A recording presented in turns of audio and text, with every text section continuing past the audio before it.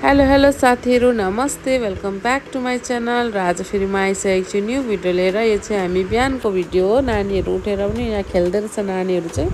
हामी चाहिँ छिट्टै उठेको थियौँ र उनीहरू पनि छिट्टै उठिरहेको थियो। अन्त यहाँ के गरेको भन्दै मैले यहाँ कराएको ट्रेन गाडी बनाएको अरे उनीहरूले चाहिँ। र त्यति गरिसकेपछि हामी बिहान नै उठेर खाजासाजा आफै बनाएर खाएर पनि यहाँ हामी निक्ल्यौँ। र आमाहरू यहाँ बहिनीहरू पनि हामीलाई बाटोमासम्म छोड्न आउनुभएको थियो। आज चाहिँ हाम्रो घर फर्किने दिन थियो र स्टेटलाई पर्खिरहेको थियौँ हामी चाहिँ।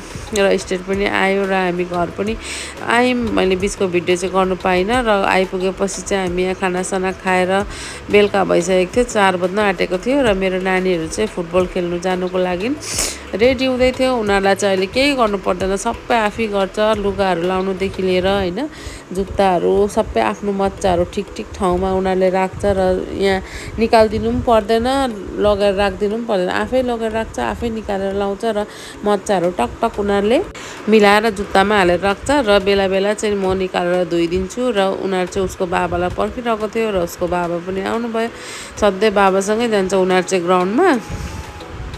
बाबालाई नली चाहिँ जानु खोज्दैन, तिमीहरू मात्रै जाऊ न भन्छु, मान्दैन। उसको बाबा भनेपछि चाहिँ चाहिन्छ उनीहरूलाई बाबा चाहिँ। र बाबा चाहिँ पनि गाडी लिएर जान्छु भनेर चाहिँ चाबी निकालियो र निक्लिनु भयो। मैले चाहिँ उनीहरू चाहिँ डगीलाई पनि लाने भन्दै थियो, हाम्रो घरमा छ नि त ब्रुनो। अन्त मैले चाहिँ नलैजाऊ भनेर लग्यो र पनि उनीहरूले लाने भन्दै थियो। र यहाँ बेलुका भयो। आज चाहिँ मेरो हस्बेन्डले म बनाउँछु है खाना भन्नुभयो हो।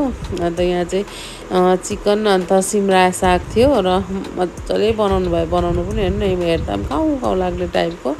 अन्त मम्मीहरू चाहिँ हुनुहुन्थेन र हामी कम्ती थियौँ र मासु पनि कम्ती नै ल्याएको थियौँ। अन्त सिमरायो साग चाहिँ लास्टमा हाल्नुभयो र यसरी बनाउनु भयो। मिठो भएको थियो खाँदाखेरि पनि। र यहाँ मेरो हस्बेन्डले चाहिँ चाख्छु ल भनेर यहाँ छोपेर राखेको रहेछ। मैले उघारिवरि हेरेको त यति राख्नुभएको रहेछ। र हामी खाना खानु पनि बस्यौँ।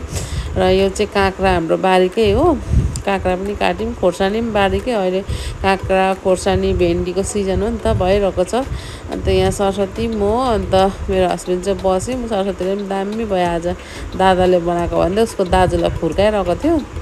अन्त अरू बेला सधैँ म बनाउँछु तर मिठो भयो त यसरी भन्दैन, आज उसको दाजुलाई चाहिँ पुरा फुर्काइरहेको थियो। दाजु फेरि आमा मिठो त तर मिठै भएको थियो। यसरी बनाउनुलाई सधैँ भनेको नहेरेर ल थ्याङ्क यू यति भन्दै